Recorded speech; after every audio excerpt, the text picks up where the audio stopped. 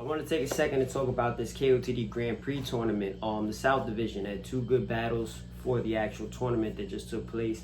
Eddie I versus So Severe and Clone versus Family Man Hayes, or Hayes the Family Man. Yo, Syah boy, real quick, stop changing your name, dog.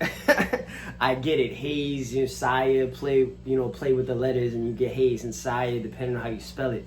But stop changing your name, man. Like, even John was like Syah. I mean Hayes, you know what I'm saying? Stop changing your name. But off of that, two good battles from the tournament. Don't change your name again, bro. Two good battles from the tournament.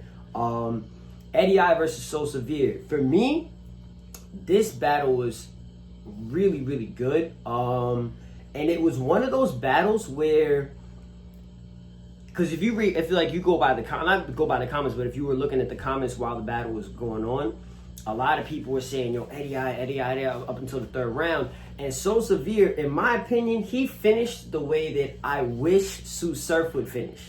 You know what I'm saying? Like, Lu Cipher might feel as though I'm coming into battles with half a clip and, I'm up 2-0, so it don't matter if I jersey out early, blah, blah, blah, blah. Nah, this is what I was talking about in my past blog, man.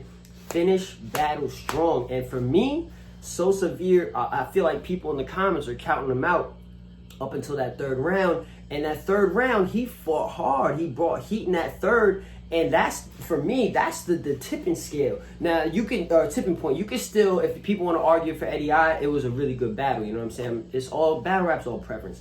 But for me, what won So Severe the battle was his third round. He finished strong, and that's how you got to finish battles, man. You got to always envision it being a close, even if it's a wash. Like, your first two rounds is like Lux's third versus Calico for both rounds. You feel me? Don't matter. Still got to finish that battle strong. So shout out So Severe for fighting hard until the very end. What's her name? Clone versus Hayes the Family Man, or Family Man Hayes, because they said it as Hayes the Family Man written on screen, but then you have it, on Instagram, Family Man Hayes. I don't know which one he's going by, but whatever, Hayes, Syah boy. That battle was dope from both. To me, it was definitive Syah, partially because, now, I don't want to be too critical, but in my opinion, there was a little, now I said in another blog about, energy in the room. So I understand, I've been to Mad Battle events live. I do understand energy in the room, but I said in my past blog how certain times people from watching from the screen could be like, that's a little bit of gas. For me, I honestly felt like there was a little bit of gas for Syah. Like, his bars was fire. Syah was sharp as hell in his battle event, but I felt as though there were certain reactions that he was getting for certain things. I'm like, alright, bro, like, that wasn't that crazy, you know what I'm saying? Y'all heard that type of material before, that type of bar, delivery, whatever. So I felt like there was a little bit of gas for Syah, but at the end of the day, he was super, super sharp. And the energy in the room, you can kind of see the energy for Syah kind of chipping away at a Clone as the battle progressed. Like, going into the third, like, it was after the first round, like, this, going into this, after the second round for sure, you could see the energy from Clone deplete a little bit because the crowd was going bananas for Syah and going, you can see visibly a little bit less crazy for him. But by the third round, like, Syah's third, I'm not gonna lie, Syah's third was fire. And the crowd was going crazy for him. So you could literally see Clone, like, when he's like standing there, like, waiting for Syah to finish, like, you could just see he looked a little bit defeated to start the third, to be honest with you. He looked like the energy from the room being so for Syah just kind of like rocked him a little bit. But you could also see, salute to him, because he had a couple of, big hitting on bars and punches in his round, you could see his confidence climb back up. He kind of had like one of those roller coaster things with energy and confidence, but I felt as though he kind of let himself get psyched out by the energy of the crowd being so in favor of Syah that it took away from potentially what he could have done to win that battle. But y'all watch that, check it out, let me know what y'all think. But two dope battles. So now you got, my bad, I'm not trying to disrespect and say Syah. Hayes the Family Man versus Dizaster in the next one, and then you got So Severe versus Saint. Two dope matchups. So Severe versus Saint. You got like the OG versus the young G. It can go either way, man. It can go either way. If So Severe fights the way that he fought until the very end in the next one, I think he could most definitely pull off the victory. Saint, when he's consistent, Saint is young, talented brother, got a lot of fire.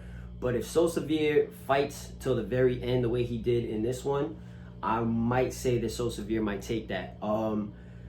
He's also has like a certain level of like unorthodoxness to his flow and everything, and not necessarily his flow, but just like his punches and stuff like that, and like the bars he comes up with. So I don't know. I see So Severe doing some work.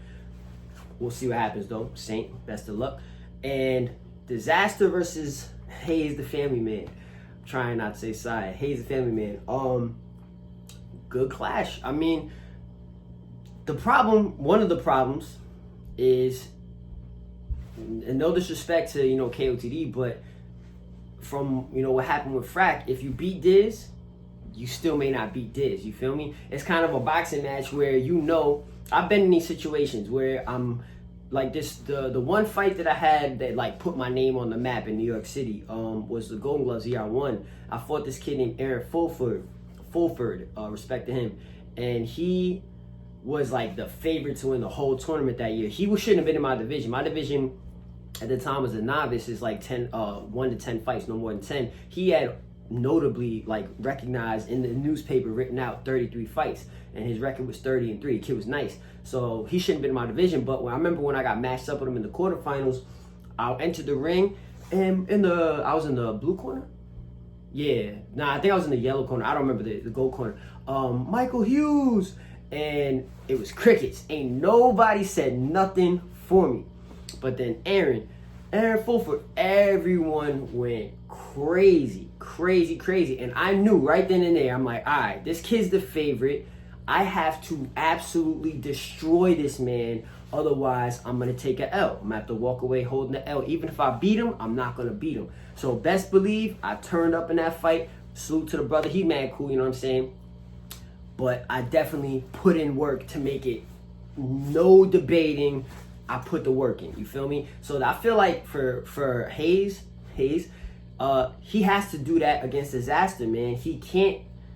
You can't have a close battle with Diz in this tournament. It kind of sucks that it's like that, but unless the judges prove me wrong in the future, you can't have a close battle with Dizaster, bro. It's gonna go to him. In terms of just Dizaster versus Hughes and not Dizaster and the judges versus Hughes, damn, I want to say Syah.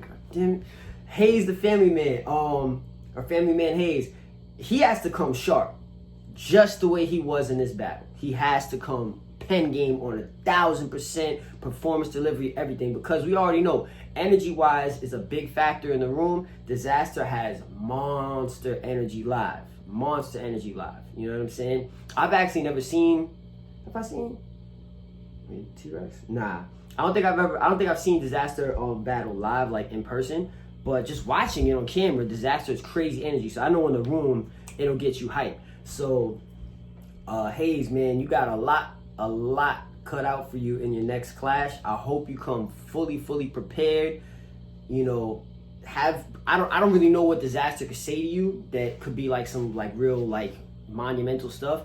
Have some like pre-written rebuttals in your head or something like that. I don't really know. But Hughes gotta come fully prepared. You gotta be super sharp. Cause to be honest with you, bro, you're not just battling the Dizaster, you're battling the Dizaster and the judges. So best of luck. May the best man win.